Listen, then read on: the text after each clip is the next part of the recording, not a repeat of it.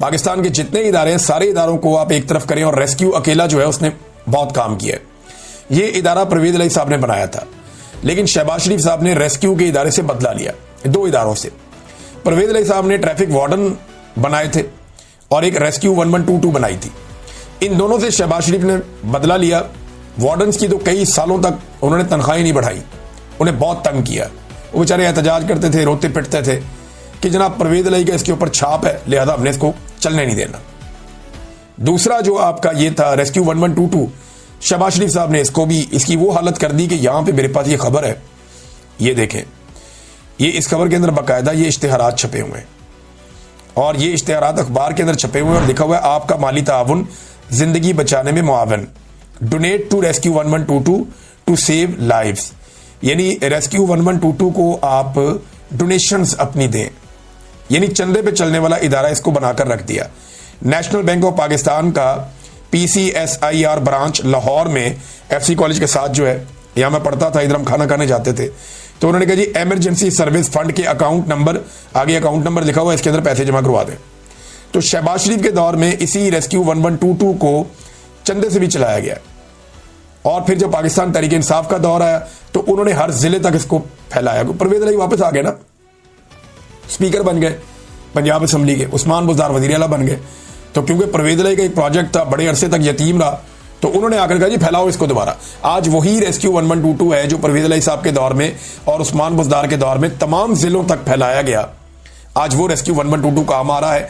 अगर मरियम नवाज साहबा अपने टिकटॉक रोक दें, ये जो थोड़ी देर के बाद जाके रेस्क्यू वालों को सबको इकट्ठा कर लेती हैं और उसके बाद वहां टिकटॉक्स बनते हैं, अगर ये चीजें रोक दी जाएं तो मुझे उम्मीद है कि ये लोग मजीद काम कर सकेंगे, इनके ऊपर से दबाव हट जाएगा।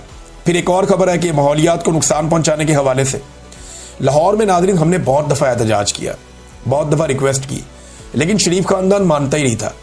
इन्होंने लाहौर में अंधाधुंध कटाइयां की हैं दरख्तों की। मिसाल के तौर पे ये अगर डॉन की रिपोर्ट आप देखें तो शहबाज शरीफ के वजारत आला के दौर में लाहौर में खरबों मालियत के मेगा प्रोजेक्ट्स के लिए हजारों दरख्त काट दिए गए और ये वो दरख्त थे जिसकी उम्र 50 साल 70 साल, इतने पुराने और बड़े दरख्त, वो दरख्त जो बड़े घने दरख्त थे, बहुत बड़े दरख्त थे। एक जो दरख्त है ना, बड़ा दरख्त, वो कोई 36 बच्चों को, नन्हे बच्चों को ऑक्सीजन फराहम करता है, इतना जरूरी है।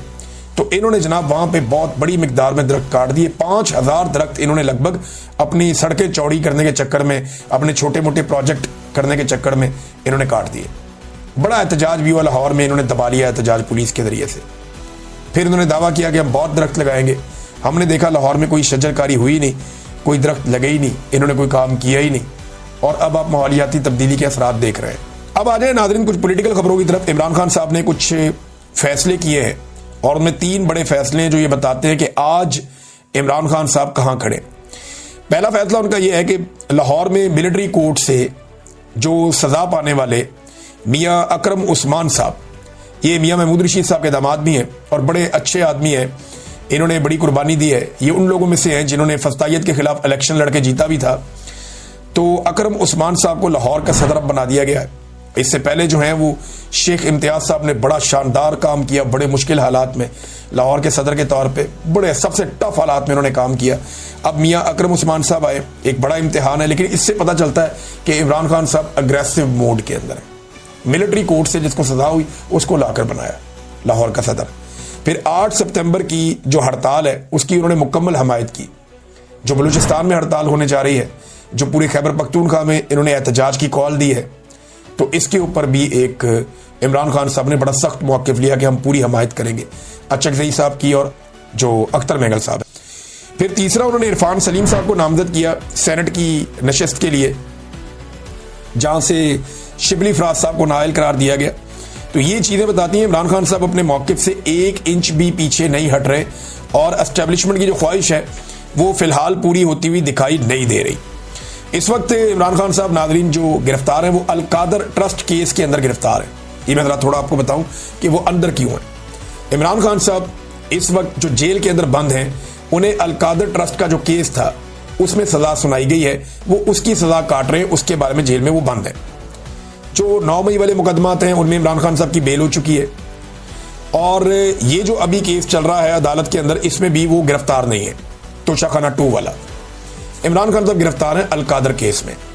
अब अगर अलकादर केस लग जाता है इस्लामाबाद हाई कोर्ट में, जैसे जस्टिस सरफराज डोगर साहब जो चीफ जस्टिस बनाए गए हैं लाहौर से लाकर, वो लगने नहीं दे रहे और बड़े लंबे अरसे से उन्होंने इस केस को लगने से रोका हुआ है। वकील ये कहते हैं जैसे हाई कोर्ट में लगेगा, ये चंद घंटों का केस है, हम पहली दूसरी पेशी पे इमरान खान साहब को बाहर ले आएंगे। इमरान खान साहब इस अकेले केस में बाहर हैं, यूनिवर्सिटी बनाने वाले केस में। अगर ये केस लग जाता है, फर्ज करें 1 दिन में 2 दिन में, जैसे ही ये केस लगेगा इस्लामाबाद हाई कोर्ट में, इसका फैसला आना पड़ेगा। इसका फैसला आते ही अदालत की छुट्टियां खत्म हो गई हैं, इमरान खान साहब जेल से रिहा होकर बाहर आ जाएंगे। होना तो ये चाहिए। लेकिन अब जो तोशाखाना 2 वाला मामला है, उसकी समातें तेज कर दी गई हैं। वहां पर जरा रफ्तार बढ़ा दी गई है ट्रायल की, ताकि उसमें इमरान खान साहब को सजा सुना दी जाए और अलकादर वाली अपील लगा दी जाए। अगर अलकादर वाली अपील लगा दी जाती है और तोशाखाना 2 के अंदर सजा सुना दी जाती है, तो फिर इमरान खान साहब को अगर अलकादर में बाहर भी छोड़ देते हैं तो तोशाखाना 2 में वो जेल काटते रहेंगे। फिर उसके अंदर भी 2-3 महीने गुजारने का मौका मिल जाएगा कि वो अपील करेंगे, अपील नहीं लग रही, तो उन 2-3 महीनों के अंदर इमरान खान साहब को अंदर रखने के लिए फिर 9 मई को इस्तेमाल किया जाएगा कि कहीं इमरान खान साहब को फाइनली 9 मई की सजा सुना दी जाए। तो अभी तो सिस्टम इमरान खान साहब को अंदर रखने के लिए पूरा जोर लगा रहा है और इमरान खान साहब की जान खतरे में है। इसके बारे में भी लोग बात करते रहते हैं, बार बार बात करते हैं। और जो शरीफ खानदान है, उन्होंने एक्सटेंशन का जो एक फैसला किया है, उसके लिए उनकी जानिब से कुछ शराइत हैं, कुछ दूसरी जानिब से भी बातें हैं, और वो बातें मार्केट में आ गई हैं और जो रह गई हैं वो भी आ जाएंगी आने वाले दिनों में। ऐसी चीज़ें कोई छुपी नहीं रहती। आलिया हमजा साहिबा ने एक फैसला किया है मंगल वाले दिन के हवाले से, और उनका फैसला ये है, आलिया हमजा साहिबा ने कहा कि अरकान सूबाई असम्बली जितने भी हैं पंजाब के, और जो वेस्ट पंजाब के तमाम टिकट होल्डर, ये जो मगरबी पंजाब या जिसको आप कहते हैं अडियाला के आसपास वाले जितने इजला हैं, उनके सारे टिकट होल्डर्स, स्टेक होल्डर्स, तंजीमी ओहदेदारान, यूनियन कौंसिल लेवल तक के ओहदेदारान और वकला, वो सारे 9 सितंबर बरोज मंगल दोपहर 1 बजे अडियाला जेल के बाहर उन्होंने बुलवा लिए हैं आलिया हमजा साहिबा ने। और ये ज़ईम लगारी साहब ने ये खबर ब्रेक की है। उन्होंने बताया जी कि ये आलिया हमजा साहिबा ने किया कि इन सारों को बुलाया जाए और बुलाकर वहां पे एहतजाज किया जाए अदालत के बाहर, या जो प्रेशर डेवलप करना है वो किया जाए। अब अगर तोशाखाना वाला केस आज चलता है तो वहां क्या सूरत-ए-हाल बनती है, इसके बारे में अभी कुछ नहीं कहा जा सकता। लेकिन इमरान खान साहब के वकला का ये मानना है कि इससे पहले कि इमरान खान साहब बाहर आए जेल से, कोशिश की जाएगी कि उन्हें तोशाखाना में सजा दे दी जाए, ताकि अगर दूसरे केस में बाहर आते हैं अलकादर वाले में, तो तोशाखाना वाले में उन्हें अंदर रखा जा सके, और फिर तोशाखाना वाले केस में अंदर रखते हुए 9 मई वाले केसेस में कोई राह हमवार की जाए और मैक्सिमम टाइम इमरान खान साहब का जेल में गुजारने का बंदोबस्त किया जाए। देखते हैं क्या होता है। वो ये फैसला पाकिस्तान तहरीक इंसाफ के खिलाफ करवाने में नाकाम रहे और ये फैसला पाकिस्तान तहरीक इंसाफ के हक में आ गया। एस्टेब्लिशमेंट ने बड़ा जोर लगाया लेकिन इसके बावजूद आ गया।